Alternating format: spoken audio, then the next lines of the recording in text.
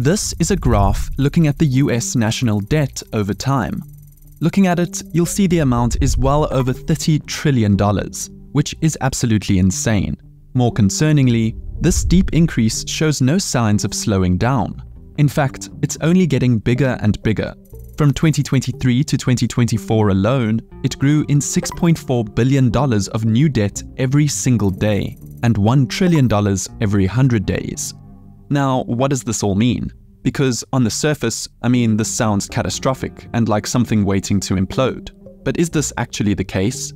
Well, the truth is, the actual debt amount doesn't matter too much, at least historically, but rather a better metric to go by is a debt to GDP ratio.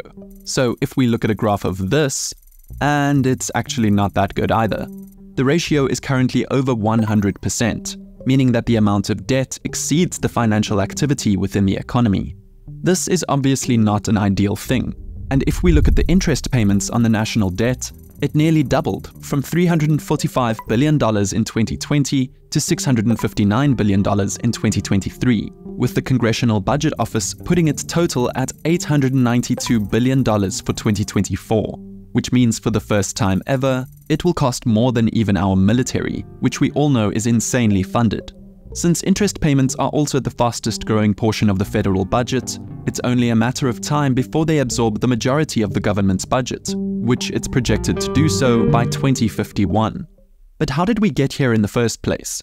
How did the country with the biggest economy in history let their debt spiral out of control? Well, to answer that is obviously pretty complex, as it's been built up over centuries, with countless economic, foreign policy, and infrastructure decisions adding to it. But to highlight the most significant historical moments which shaped the nation's current financial landscape, we can start from the very beginning. But first, it's important to understand the types of debt the US has, and there's really just two.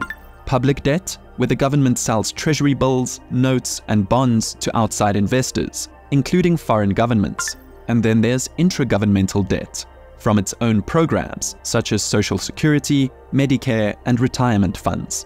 Now back to history. If we look at a full chart of the US's debt percentage of the GDP since its founding, some key moments are painted a bit clearer. The history of the United States public debt began with federal government debt incurred during the American Revolutionary War, after the country's formation in 1776. Alexander Hamilton, a founding father and the first Treasury Secretary, consolidated the federal and state debts, amounting to around $77 million at the time, or $2.6 billion today, in what was known as the Compromise of 1790. These policies laid the foundation for the modern US financial system, establishing federal creditworthiness and the issuance of government bonds. Over the next 70 years, the government resumed debt reduction efforts, so successfully in fact that for the single year of 1835, the US had paid off the entirety, the only time in its history that it had a zero national debt, lasting for just 2 years. However, when the Civil War erupted in the 1860s, debt drastically increased from around $65 million to nearly $3 billion by the end of it, an insane 4,000% increase. The cost of the war led to the introduction of new taxes, including the first US income tax, and greatly expanded the federal government's borrowing practices, setting a precedent for financing future conflicts through debt. This is exactly what happened in the 20th century. Starting with extensive borrowing to finance participation in the First World War, pushed debt to about $25 billion in 1919. In hindsight, this was a small change, as debt skyrocketed due to World War II spending, reaching around $260 billion by 1945, more than 100% of GDP, which was a first. Yet, despite the high debt, post-war economic growth was robust, and in part successfully managed by growing the economy through industrial expansion and consumerism.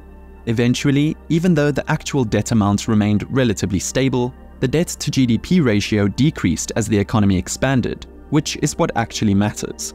But if we wanted to jump to where everything started to snowball from, we'd look from the 80s, with the economic policies of President Ronald Reagan, also known as the famous Reaganomics, which in many ways still persist today. The results of Reaganomics are still debatable, to put it lightly. Supporters point to the end of stagflation, stronger GDP growth, and an entrepreneurial revolution in the decades that followed, while critics point to the widening income gap and reduced economic mobility that came to be known as the failed trickle-down economics. Regardless of what you think though, one thing is for certain. In Reagan's 8 years of presidency, the national debt tripled from around $900 billion in 1980 to $2.7 trillion by 1989, ultimately reversing the post-World War II trend of a shrinking national debt as percentage of GDP. This also marked the start of modern deficit-driven debt expansion, exacerbated by high military spending and lower tax revenues. The irresponsibility of running annual deficits would eventually lead to the irredeemable crisis currently being experienced. That brings us to the next relevant jump, in 2008, during the Great Recession. While this stemmed from a housing bubble bursting and subprime mortgage lending, the US government's response included significant stimulus spending to revive the economy, along with bailouts for major financial institutions deemed too big to fail. These measures, such as the Troubled Asset Relief Program and the American Recovery and Reinvestment Act of 2009, significantly increased the federal debt. To paint a picture of this, at the end of 2007, the US total federal debt was around $9 trillion, roughly 63% of GDP. And by the end of 2009, it was at $14.5 trillion, or 83% of the GDP, which was an incredibly significant gain, and we're not even counting the lingering after effects of it years later. For context, the dot-com bubble burst only raised it from 55% to 60% between 2001 and 2004. And finally, that leads us to today, or at least the pretty recent past, where if you look at from 2020 to 2024 has continued to skyrocket. The reasons for this are obvious. I mean, there was a whole pandemic, economic shutdown, massive unemployment, stimulus checks given out to every American, and countless bailouts to companies deemed too big to fail, resulting in trillions of dollars spent by the government. The total debt to GDP ratio jumped from 106% in 2019 to 126% in 2020, marking one of the fastest increases in modern history. Now again, I'm not here to critique the policies of this or anything. I mean, no one could have planned for this, but we can't talk about the debt and not include this in the timeline. Currently, the debt's over $35 trillion, and it's gotten to a point where we know it's only ever going to get higher and higher. But like I said in the beginning, what does this all actually mean? Well, believe it or not, none of this actually means anything. Kinda. Obviously it's important, but only kind of. Let me explain. In regard to the debt, theoretically, it doesn't actually matter how deep they go into it. As long as people are confident they're still going to be able to pay it off. And the way they always pay it off is through selling treasury bonds to both individual and institutional investors worldwide. This is what actually matters. You may have heard of the statement, full faith and credit, which the US is known for around the world. This is what it actually means. Since forever really, the US has been such a strong and safe investment that there's always willing buyers. America has been such a strong and safe investment that it can sell securities for really low interest rates, sometimes even cheaper than the inflation rate, making the debt literally cheaper than free for them. That's their strategy. Sell the promise of repayment later to get money now, and use that money to invest it back into the economy, hoping to get enough growth that would cover the interest on the debt when it comes time to pay it off. I hope that made sense.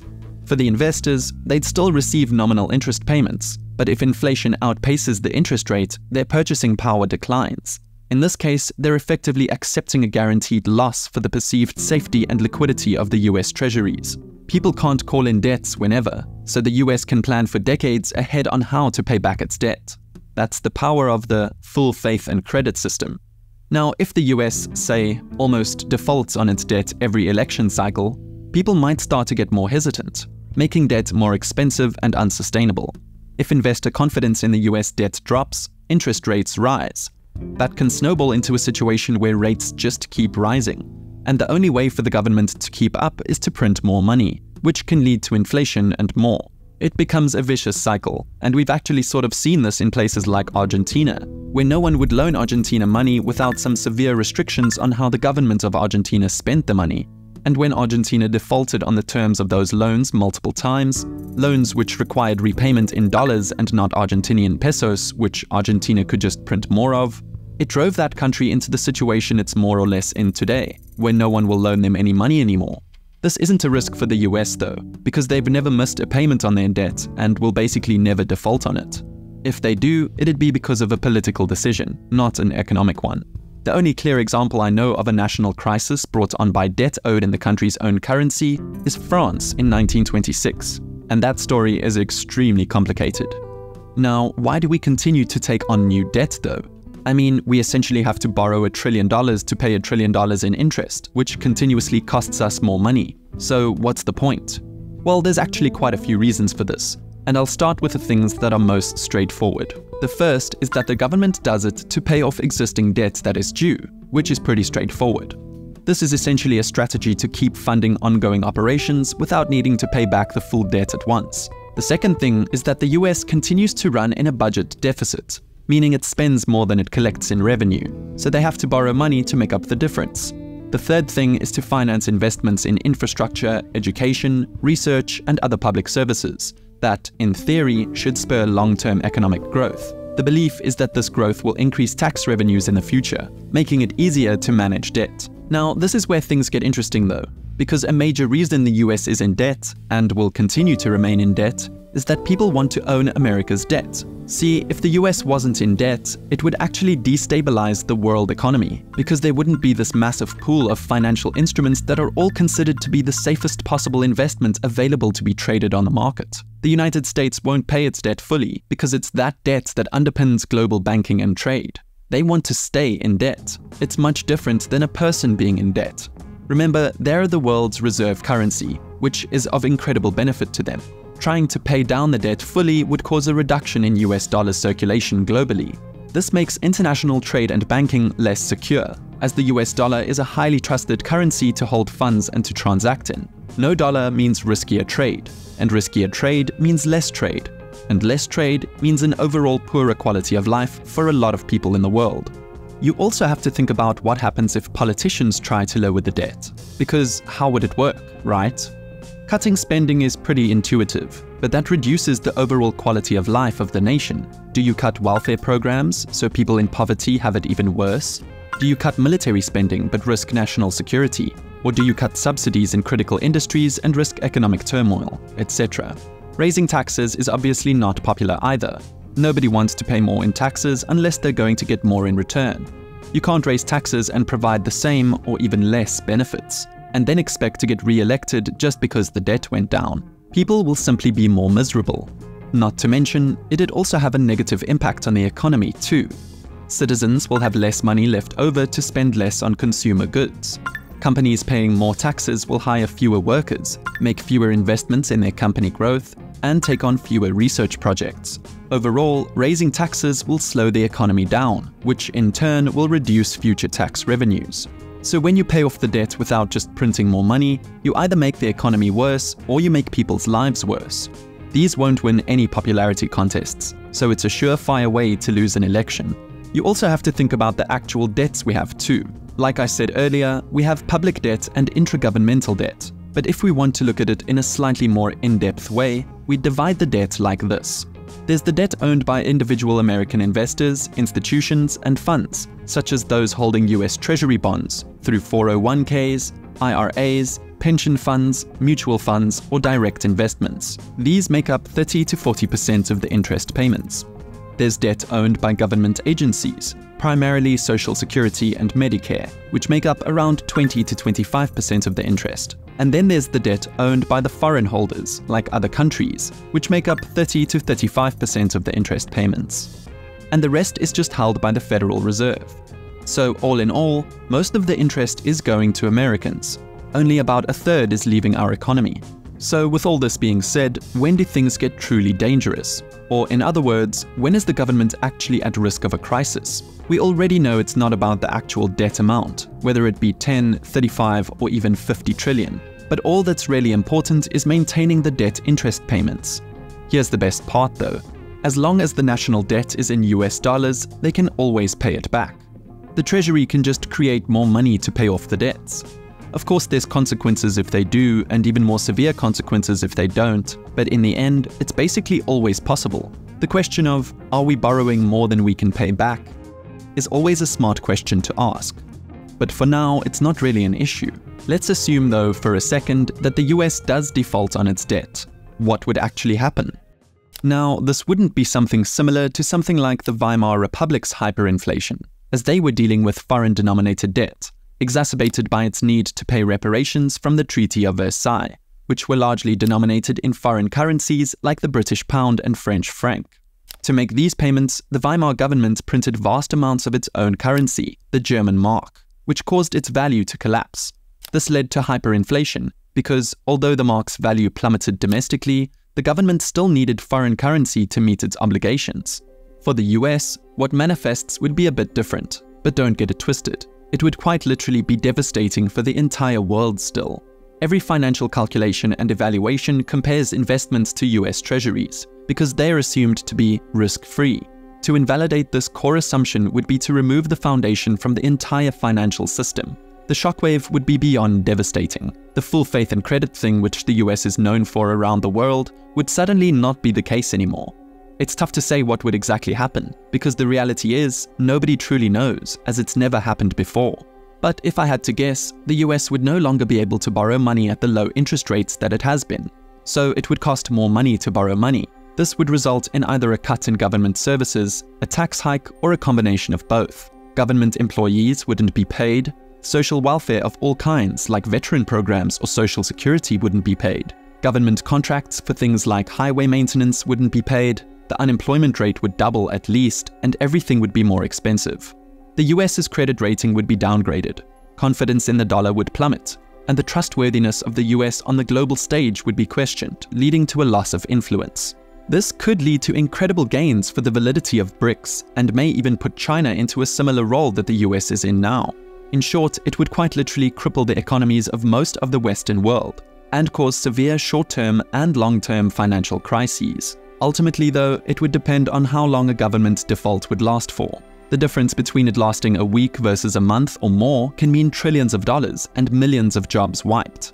But nevertheless, it'd be extremely costly if it happens in the first place, regardless for how long. If we look back at 2011, for example, when the US reached a crisis point where they almost defaulted on the public debt due to delays in raising the debt ceiling, which is the maximum amount of money the US government can borrow to pay its bills and fund programs. Just the delay itself resulted in the first downgrade of the United States credit rating.